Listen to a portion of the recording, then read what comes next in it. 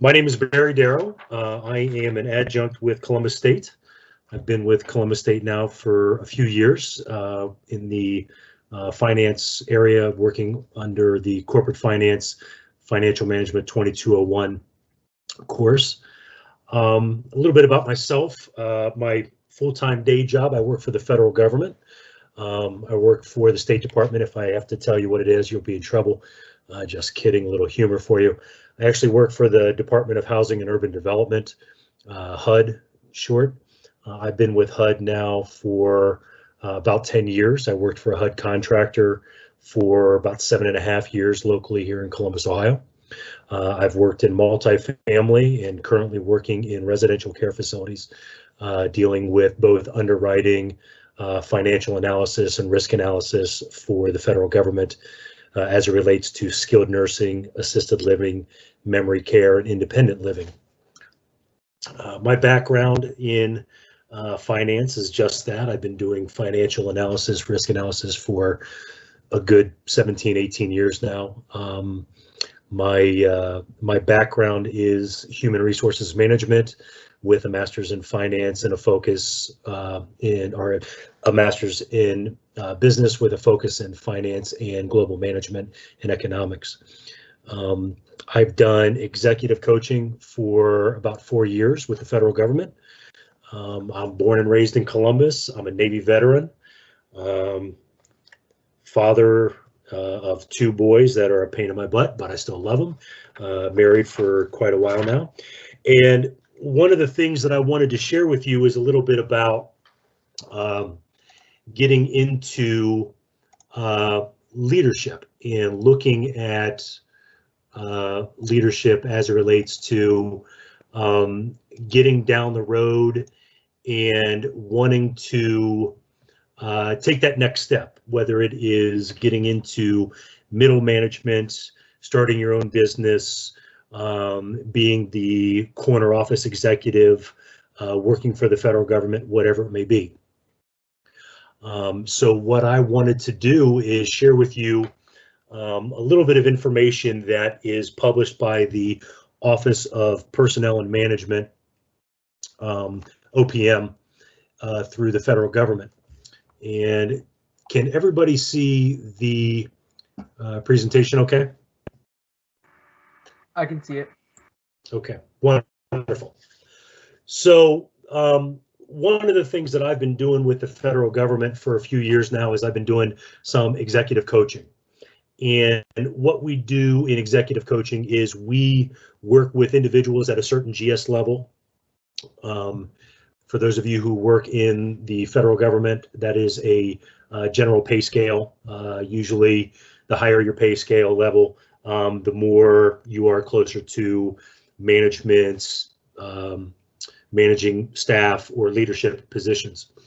And a lot of the programs that they offer to individuals that work in the federal government, they open up development or management and leadership development programs to them, to where you do almost like an MBA program, and you are jumping into interviewing executives, putting together a career plan or a management development plan, doing mentoring, doing shadowing, writing papers, attending meetings, assisting with projects, putting together your own project.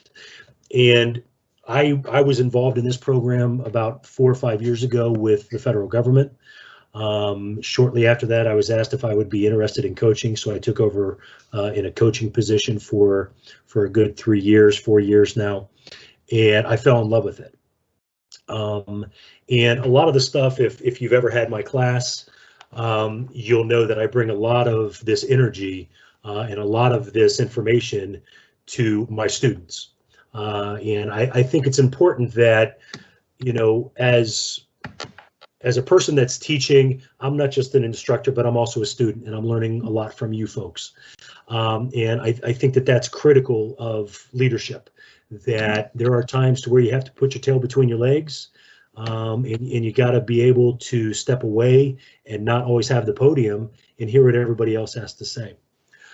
So in this session today, we're going to talk about how the federal government looks at leadership and what they apply to help leaders, future leaders, grow, and what they want to see in their leadership through their senior executive services individuals that come in. So what exactly are leadership competencies? What are they? Where and how do I get started on them? When we talk about leadership competencies, we're talking about human capabilities or the human building blocks that are really, they're mandatory for effective performance. They're broken down into a number of different KSAs or knowledge, skills, and abilities, as well as other characteristics. And they can also be further classified as a competency model, or what we refer to as a CM. Now, the various competencies that are going to be identified in here, these aren't the only ones, but these are the key pieces of the competencies, or the what we refer to as the executive core qualifications, or the ECQs. And when we're going through them, it's allowing you to be understanding as to how to develop yourself, how to work your plan, and prepare. And always remember that, you know, Rome was not built in a day. It takes time. No great leader is born with greatness.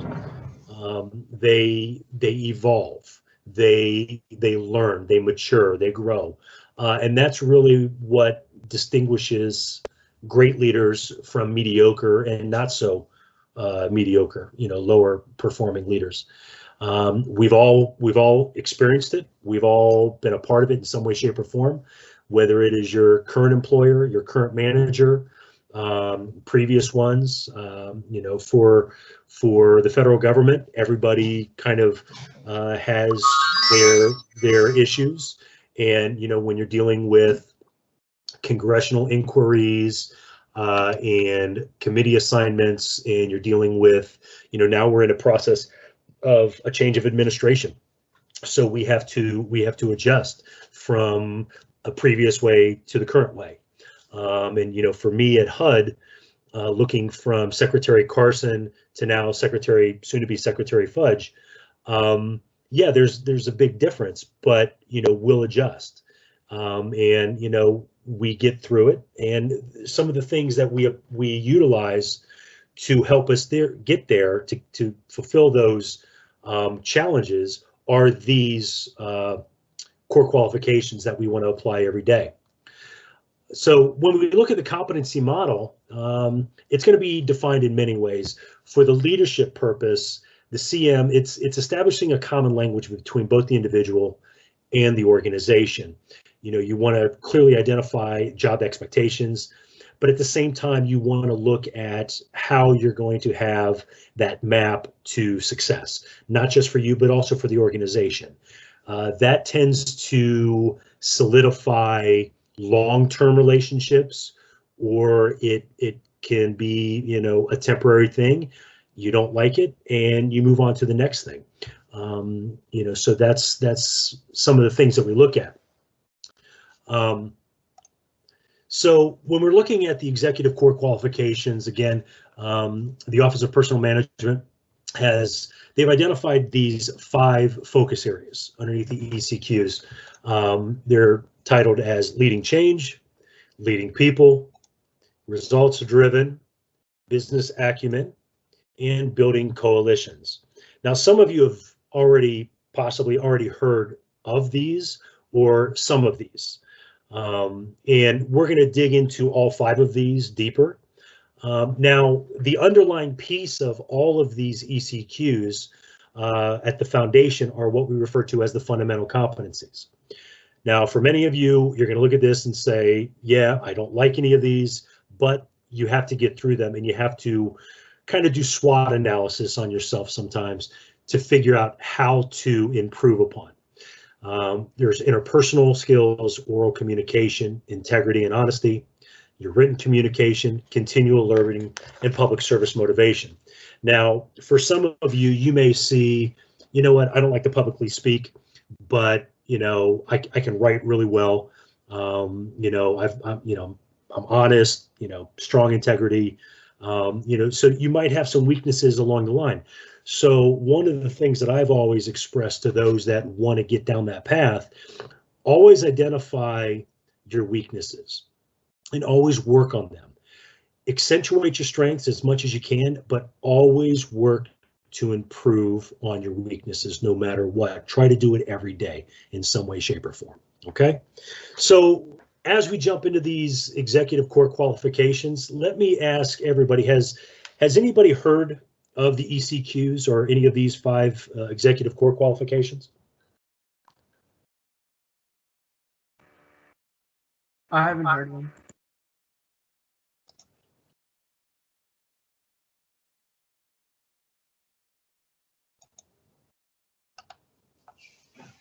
Okay. Well, I'll tell you what, as we go along, if you have questions, try to keep your questions at the end and we'll move from there. But I want to try to give you as much information on this as I can without overwhelming you. It is a lot of information. So for the first one, we're going to jump into leading change. So ECQ number 1, leading change. What are we talking about? Exactly what it is, change.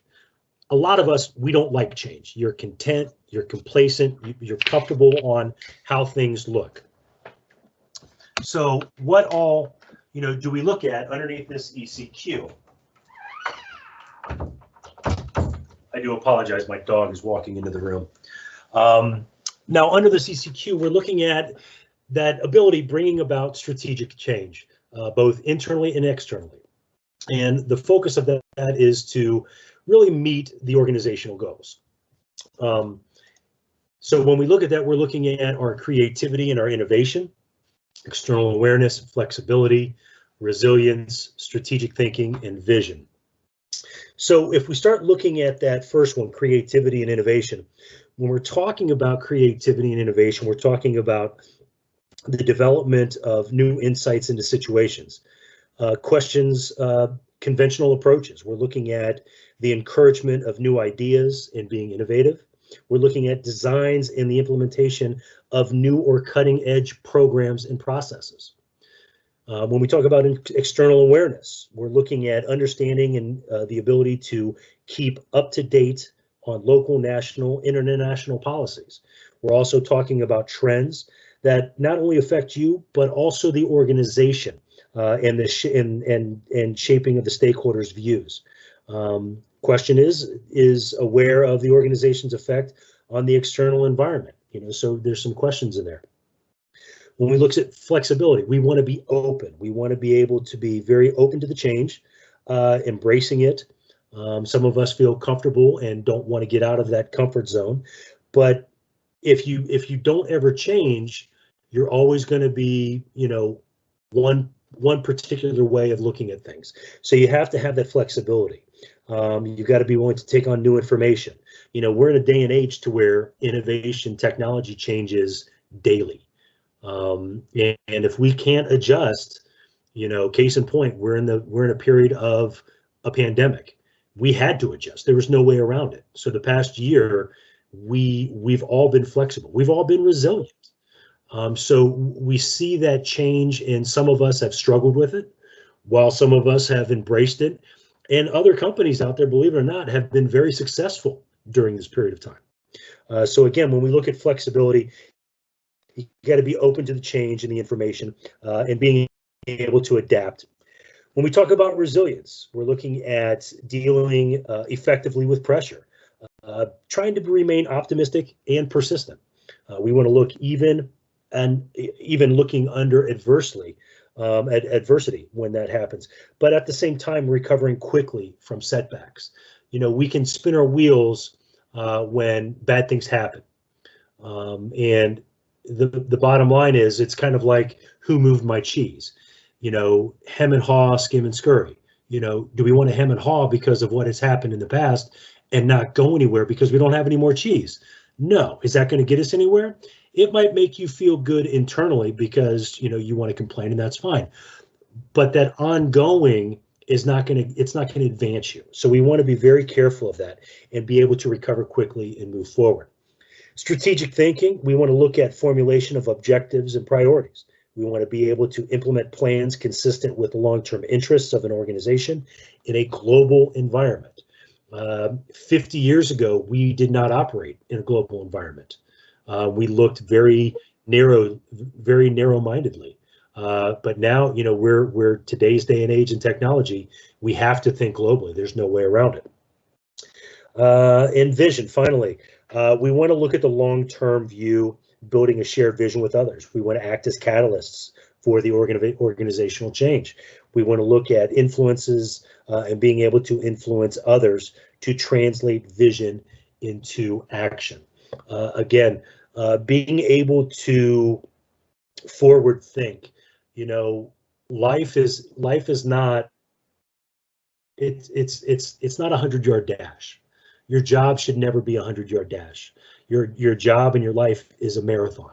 It's very, very long term. And how you go about setting up that path and how you go about competing in that long-term race is on nobody else but you. You're going to have roadblocks. You're going to have stumbling points. So how do you look at that? How do you try to be flexible, resilient? How do you look at vision? How do you be strategic? So that's what we're talking about when we look at leading change. The next one, we're looking at leading people. And in this one, I thought this quote was really spot on. Leading begins when the performance of others becomes top priority. And that's the bottom line. As leaders, yes, we want to be egomaniacs to some degree, but we are only going to be as successful as the people that work for us and possibly on teams work with us. And when we're dealing with team mentalities, you've got to be willing to adjust. You got to be flexible. So in this ECQ, we look at reviewing the ability to not just lead people toward meeting an organizational vision, but also the mission and their goals. We look at a development and fostering a development of others. We look at cooperation as well as the teamwork. We want to try to make sure that we also support a constructive approach on resolutions to conflicts. These are very important. And for some of us, we're introverts, some of us, we're extroverts. So if you've ever done the Myers-Briggs test or you've ever done your personality stuff, this is where you start to see where your personality comes in. And when you get out of your comfort zone, it can be a challenge. It can be a major challenge. So we want to make sure that as leaders and future leaders, so how do we do that? How do we lead people? So there's 4 pieces in here. There's conflict management, leveraging diversity, building teams or team building, as well as developing others. So when we talk conflict management, is exactly what you think it is. We're looking at increasing tensions and differences of opinions. We want to anticipate and take steps towards preventing counterproductive confrontations.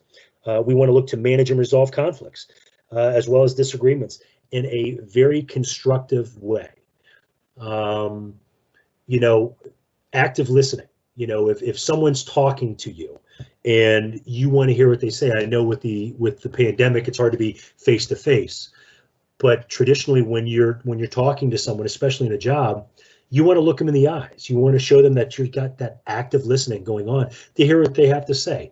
It may not always be fluffy bunnies and unicorns. Constructive criticism is very important to development and growth.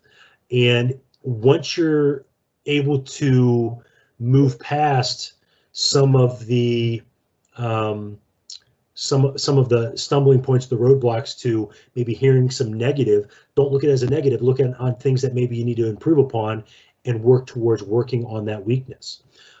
Team building. Now, team building is one of the things that I love more than anything else in these ECQs. So we want to look to inspire as well as fostering a team commitment. We want to get that spirit. We want to get the pride, and we also want to have the trust. Trust is very important. I think we all can agree to that. We want to make sure that we're facilitating cooperation as well as trying to motivate team members to accomplish group goals, whether that is through a gift card, or whether that is through, you know, a pat on the back or getting the kudos during a conference call with directors or leadership. You know, those make a million and one differences to whether you have soured somebody's opinion or you have boosted them up. Leveraging diversity. Foster an inclusive workplace where diversity and individual differences are valued and leveraged. We want to make sure that we use those to achieve the vision and the mission of the organization. As finally, developing the others. When we're developing the others, we want to be able to develop the ability of others to perform and contribute to the organization, providing ongoing feedback. And again, that active listening comes into play here. At the same time, providing opportunities to learn through formal and informal methods. Now, for some of you, I don't know how you are at your job. Do you guys have weekly meetings or every bi-monthly meetings?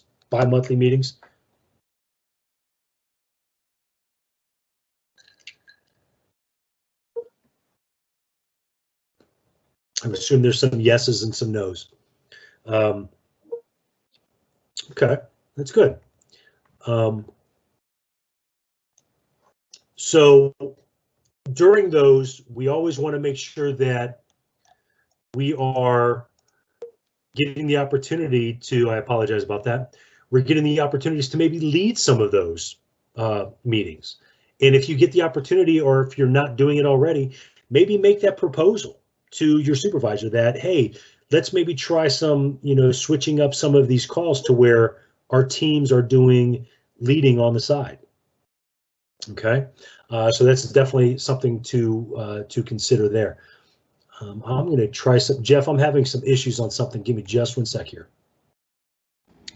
Yeah, no problem.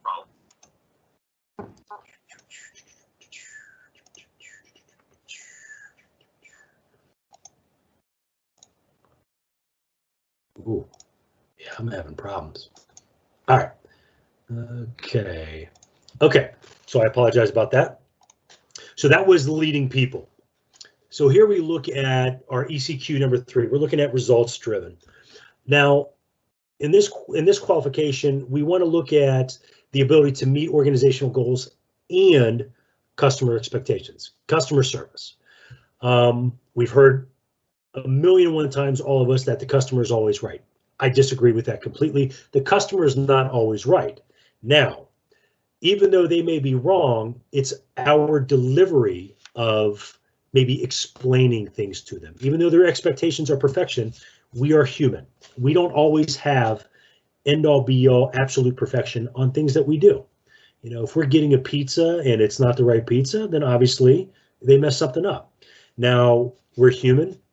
We may be upset and we blow our stack, but willing to bring ourselves down and cool ourselves.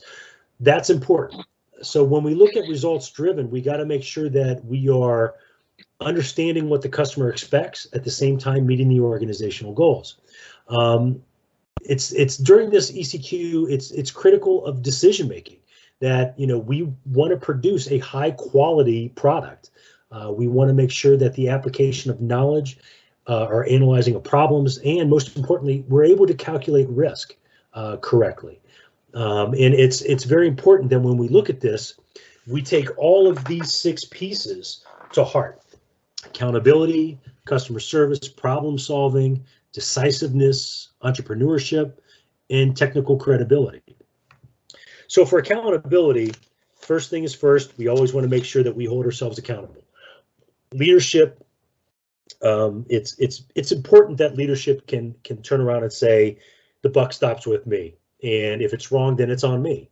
If it's something that happened on my team, then you know, I'll deal with that at a later point, but it falls on me.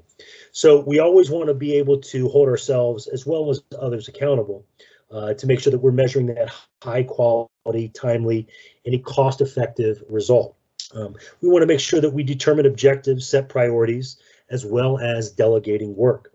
We want to make sure that we accept responsibility for the mistakes, but we also want to make sure that we comply with the established control systems as well as the rules. Customer service, exactly what it sounds like. Anticipate and meet the needs of both internal and external customers. Delivers a high quality product and services it's committed to continuous improvement.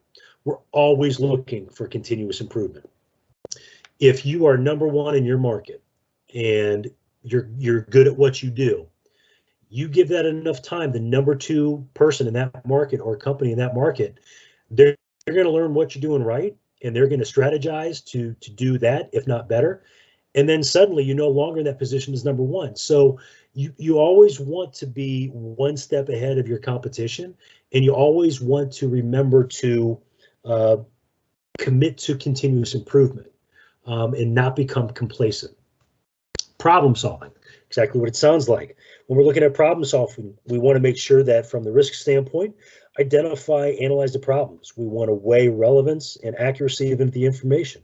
We want to generate, we want to evaluate alternative solutions, as well as making recommendations.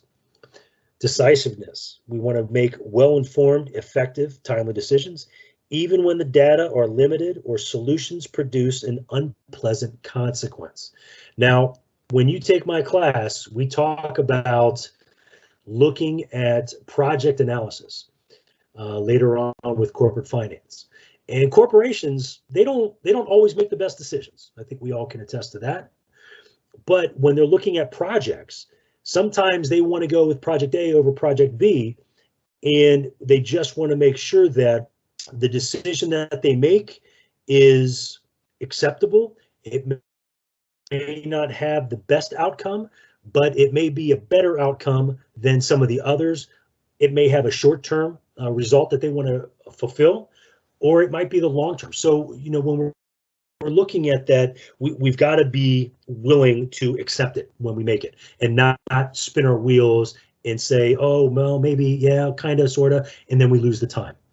And one of the things that I want to say to all of you, the most precious commodity in the world is your time. Everyone's time. Time is the most precious commodity in the world. Once it's gone, it doesn't come back. So being decisive, looking at that problem-solving approach, you've got to be committed to it, and understand that, you know, we can't turn back the clock. So we've got to be very cautious. And you always have to evaluate yourself. What's your time worth? What's the company's time worth? So remember that your most precious commodity is your time. Entrepreneurship, position the organization for future successes by identifying new opportunities. We also want to look at building the organization through development and improving products and or services. We want to be able to make some calculated risks to accomplish these organizational objectives. But again, we want to make sure that when we're taking those calculated risks, we're doing a thorough job and not missing things when we present that as it relates to opportunities down the road. And finally, the last one in this ECQ, we look at the technical credibility. Now, the technical credibility, it looks to understand and appropriately apply the principles, procedures, requirements, regulations, and policies related to specialized expertise. Everybody has something that they're good at in their job. I like risk. I like being able to look at finances and assess risk on a skilled nursing facility, both in the short term and the long term. You know, I don't like policy. I don't like reading policy. I don't like writing policy. And that's my weakness. But I can get over that. So I look to somebody else. So when it comes from technical credibility, if I'm not comfortable with something, I'm going to reach out to somebody who can and really pick their brain and get their feedback as it relates to the technicality of everything. Business acumen. Now, under business acumen, we're looking at three critical pieces: human resources, financial management, and technology. And those are the three critical pieces in business acumen. You know, we're looking at all three of these, and they all play a critical piece. So when you look at your company, every single one of you that are on this presentation right now, you are human capital, period. What is your worth? What are you worth? What did you negotiate if you have a job? What are you willing to negotiate when you go for another job? If you go for another job, or maybe you're going for a promotion. what's your value? And that's where that human resource piece comes in. You know, you are an asset to an organization. You never want to be considered a liability to an organization. Sometimes that's beyond our control. And when we become a liability, we can be replaced or we can be downsized. It just depends. Sometimes those liabilities are beyond our control. But in the case of things that are within our control, sitting on your computer playing, you know, Angry Birds or Solitaire or whatever it is we play nowadays on the computer, or Facebook or Skype or, you know, doing, you know, Spotify or Twitter, you know, we want to be careful. You know, what's your value? What's your worth? So when we look at these three, you know, we are critical pieces. Now, for the first part, when we look at the human capital management or the human resources management, we want to look at building and managing a workforce based on organizational goals, their budget considerations, as well as staffing needs. Nowadays, in this environment, staffing needs have changed. We all telework, or the majority of us telework nowadays. So a lot of companies are finding out they really don't need as many workers. They can cut back staff because we're doing everything electronically. Now, if we're physically present in a store and we have to shut down stores, you know, to make things happen, that's something that's beyond our control. But we've got to be very cautious. But that's some things that we have to look at. So again, the staffing needs. We also want to make sure that employees are appropriately recruited, selected, appraised, and rewarded. You also want to make sure that they're trained accordingly. You want to make sure that they are truly able to perform the function of their job, rather than wasting time on somebody that you think might do it versus somebody that you feel firmly about can do it. So that's kind of where the human resources or human capital management comes into play. The technology management, we want to make sure that we're keeping up to date on technological developments, real time. Technology is today, and it usually changes within a month, 2 months at best. You know, we're constantly on our phones. We get that iOS update, so you got to change that. We want to make sure that we use technology effectively to achieve the results. We also want to make sure that the access to and the security of the technology is available. PII, personal information, security awareness, making sure that things are encrypted, that you are not downloading or exporting or moving documents or material that is sensitive to people that don't really need to see it. Making sure that you keep your laptop or your phone or things on zip drives encrypted or locked and secured accordingly. So we want to be cautious about that. Finally, in this piece, we look at the financial management. In the financial management, we want to look at understanding the organizational financial process. So we should be able to look at a budget, look at balance sheets, look at profits and loss or statement of activities, look at cash flows, look at supplemental data that shows you know, what's the surplus cash? What are the accounts payable? What are the accounts receivables? What are our assets looking like? What are our liabilities and our expenses looking like? You know, what's our stock going down the road? Are we in the red? Are we in the green? Are we in the black? You know, where are we as it relates to finances? We want to make sure that from the financial management, we are preparing, we can justify, and we can administer a program budget accordingly. We want to make sure that we can oversee procurement and contracting to achieve the most desired results for the organization. So this is how we look at the business acumen, and they all kind of come into play. Finally, we look at building coalitions.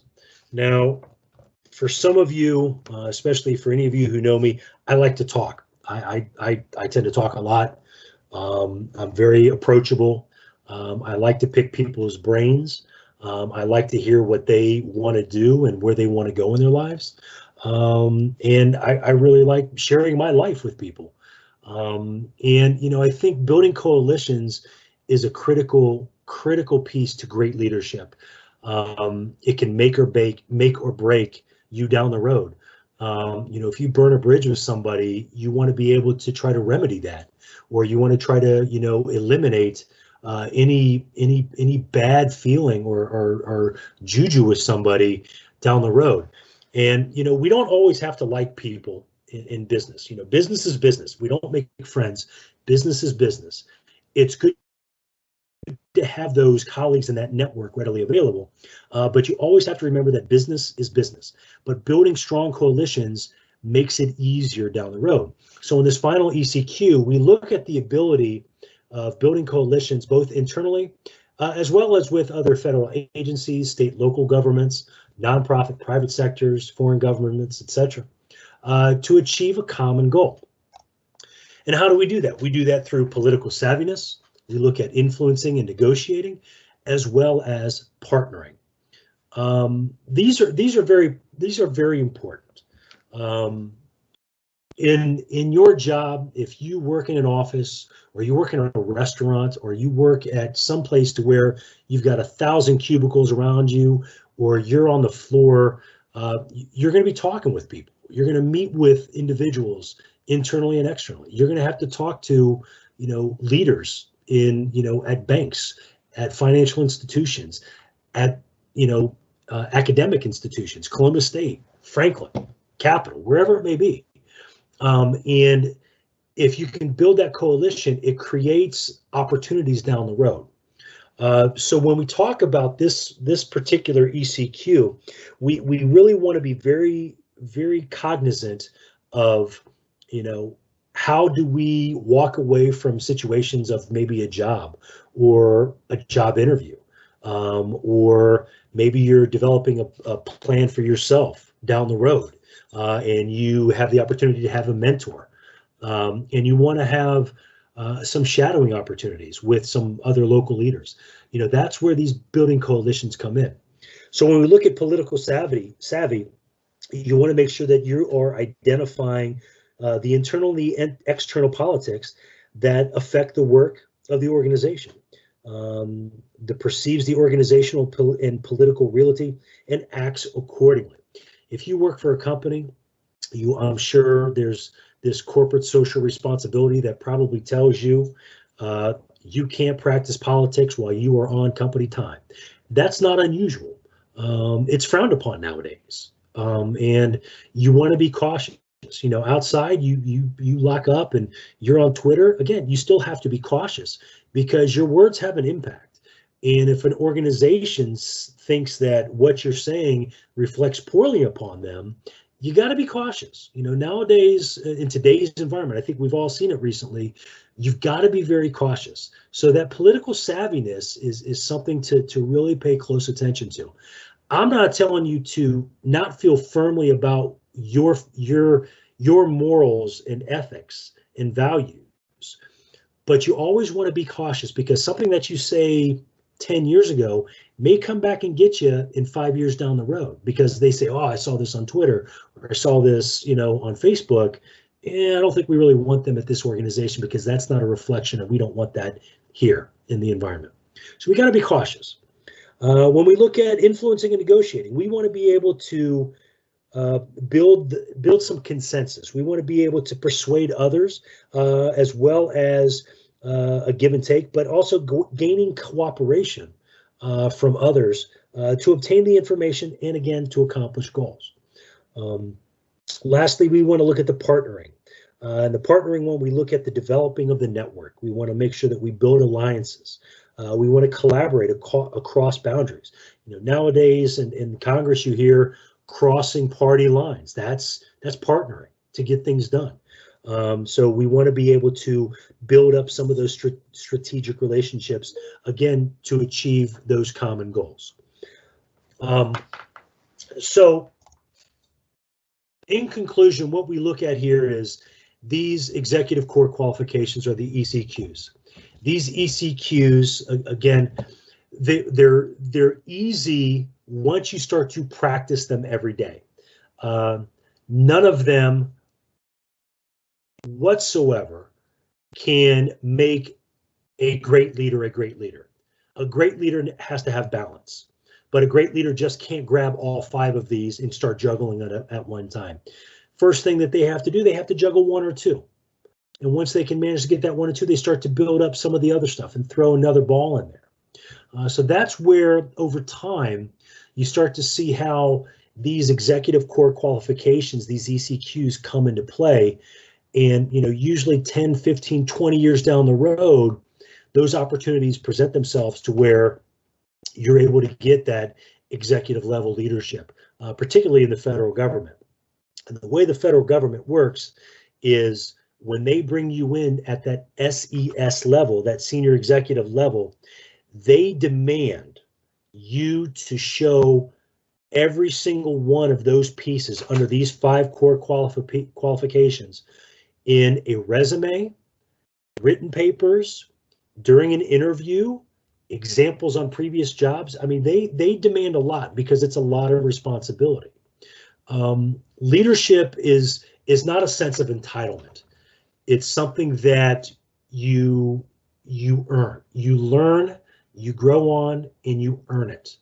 And I will tell you that once you start to practice a lot of these, everything else really starts to come into play when you least expect it. You find the opportunities down the road.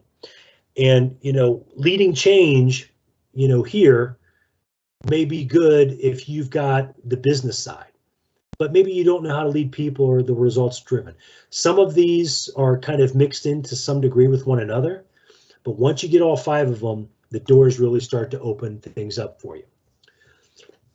So again, one of the things that I want to start to on the conclusion here is to look at the executive core qualifications. It's only effective as the individual if they are committed to your growth and to your development. The commitment's critical, and it's only doable if you've got the focus, the planning, and the determination. So one of the things that I've always encouraged people that I've worked with and students that I've had is plan, decide, and commit. Take posties. Everybody's got posties around. Take posties and write little words of encouragement. Make notes. Put flags on your outbook periodically. Put them all over your desk.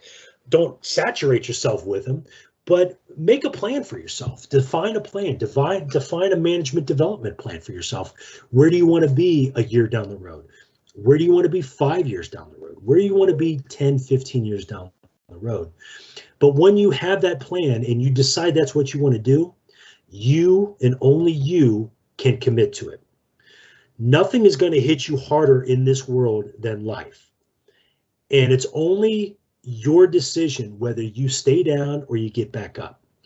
And life is not easy. Life is hard. And some days it's easier than the others. But again, if you commit to it and you work and you're resilient and you continue and you persist, you'll succeed. You'll succeed at whatever you want to do. And one of the things that I've always said to people is that I like pie, various pies, but this one in particular refers to my pie mentality, which is prudence, integrity, and empathy. These are important. These are critical pieces. I live by these every day. I read these words every day, and I share these words with as many people as I can every day. So as you are going through life and as you are going through your professional plan down the road, don't just apply these at a job, apply these at home. If you've got kids, talk to your kids, talk to your spouse, your partner. Try to help them when they're having a tough time. Listen to them, be empathetic. Let them just talk to you. Let them vent to you. You don't always have to have the answer. Listening is very important. Reiterating what you said, and if they want the advice and you want to give them feedback, I think that's important. Finally, as we come to the conclusion here, there's words that I live by again with all of my students, and in the words of Ralph Waldo Emerson, is that nothing great was ever achieved without enthusiasm. It's your choice on where you go in your life. You can have short chapters in your book, or you can have long chapters in your book. But the only one that's going to be able to write Your book is you. So plan it, decide it, and commit it. And that's all that I have. What I'm going to do is I'm going to close that out. If anybody has any questions, by all means, feel free. Jeff, if you want, I tell them to raise your hand if you have a question and I'll answer on it. We've got a good about 10 minutes, almost 15 minutes now left. If anybody has any questions, I'm more than happy to answer.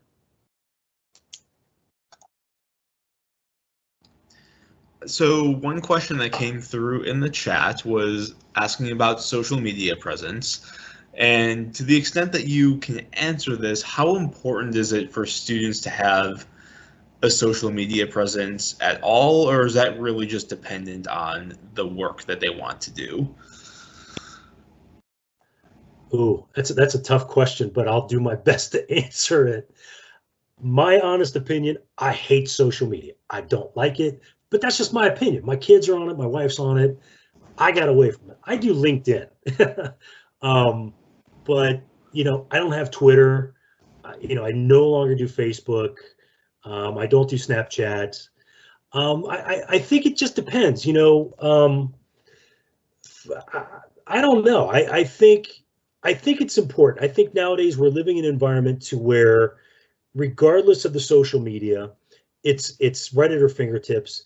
The good side about it is that everything is right there. I mean, you see it right then and there. But the bad side, so the con in this is everything's right there. And, you may say something and put it out there. And once it's out there, it's out there. And you can't retract it. You can't make it better. Because once your words are out there, they're there. And they're out there for millions to see. And I think we all know bad news travels a lot faster than good news. So I would say it depends upon you. It depends upon the individual. If social media is your thing and you feel that you can use that to your benefit and you can sell yourself, then do it. But I throw caution to it. I think you need to be very cautious because of, people can hack into it.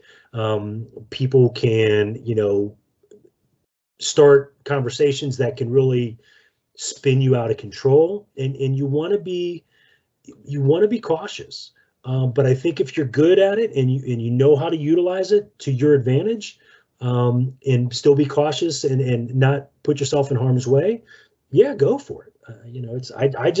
I'm not a fan of it because I've seen way too many people hurt themselves, and that's a struggle, because you'd hate to see somebody who's got a great mindset and really could do great things has done something that has just devastated millions. And that's the caution that I throw. Thanks. Yeah, that was definitely a tough question. Maybe this one will be a little bit more manageable. So as someone with the federal government, I know not a ton, I wouldn't say not a ton, but not every student thinks of the federal government and the civil service as a career path. So can you just talk a little bit about getting into work with the federal government, like a couple of tips and tricks or hints or a piece of advice maybe? Sure. I'll say this: once you get in, don't ever leave. No, it's tricky. If the government, whether it's a state, if it's a local municipality, or it's the federal government, a lot of my benefit came out of when I was in the military. I'm a Navy combat veteran. I was in the Persian Gulf for 3 years. And I did a tour in the Persian Gulf for 2 years, and a lot of the opportunities presented itself when I was in the Navy. I went in at 17, and I grew up really quick. And I found out through my time in the military of where I wanted to go and what I wanted to do. I never thought I'd work for HUD, but as I got the opportunity, I started to find myself really enjoying my job. And a lot of the misconceptions are, well, you work for HUD, so that that's Section 8 housing. It's poor. No, that's not always the case. HUD is an insurance company. It's FHA. It's Fannie Mae. It's Freddie Mac. It's an insurance company. That's what we do. If you're a veteran or you've got a background as a veteran or a family member, a spouse that is possibly a disabled veteran, or maybe they go through the VA for assistance, go through USA Jobs, take a look and see what's available. Where do you want to go? Do you want to get into defense, supply, logistics stuff, which is DFAST in Columbus, Ohio here, over in Whitehall area? Do you want to get into HUD? Do you want to get in the IRS or Social Security or Health and Human Services or Homeland Security? It just depends on where you want to go. For me, when I worked for a HUD contractor, I was going through graduate school, and I wanted to focus into finance and economics, and focus to eventually get into a financial institution like Chase or Merrill Lynch or Templeton or one of the funds. And I started to get exposed to risk, and I did some searching through USA Jobs. I met with a lot of people who worked for the federal government, and I picked their brains. I asked them, well, how did you get in? What did you do? And that kind of goes back to that plan. If your plan is to want to get into the federal government, think about, okay, where do you want to go? Where could you see yourself, 5 years down the road, 10 years down the road? And the reason why I say 5-10 years down the road is because as the federal government, we're slow. Things don't happen in 2 weeks. Jobs don't get, filled in 3 weeks, sometimes a year. My cousin, he works for the FBI. His wife was recently accepted into the FBI, and that was 2 years ago. She can't go to Gitmo to do, or Quantico to do her training for another year. So she's kind of stuck. So things don't happen as quickly as they do in the private sector. So you got to be patient. I will say this: if you look at USA Jobs and you want to apply for a job, and you go through what that job description tells you, you want to make sure you read every single word, every single requirement, answer every question that they state on that application job posting. Because if you miss something, if you're off by one question, they'll throw you out of running for candidacy on that job. So you got to be very cautious. It's the details. It's crossing the I's, or crossing the T's and dotting the I's. So that's very important when looking at the federal government. I will say, once you're in, it's the pay is good. Obviously, as you go through time and you get a better GS pay scale rating, the pay definitely gets better. But the benefits are what make it so good. Great healthcare, great vision, great dental, a great retirement plan that you can opt into, a lot of flexibility, time off, federal holidays. Just there's a wealth of benefits. So pay attention. Look at USA Jobs. That's the first place that I would recommend if you want to look at a job for the federal government. USA Jobs. I know it's a long answer to a short question, but that's what I would recommend. No, that was great. Thank you. So I don't have anything else. One more chance for any questions from students in attendance.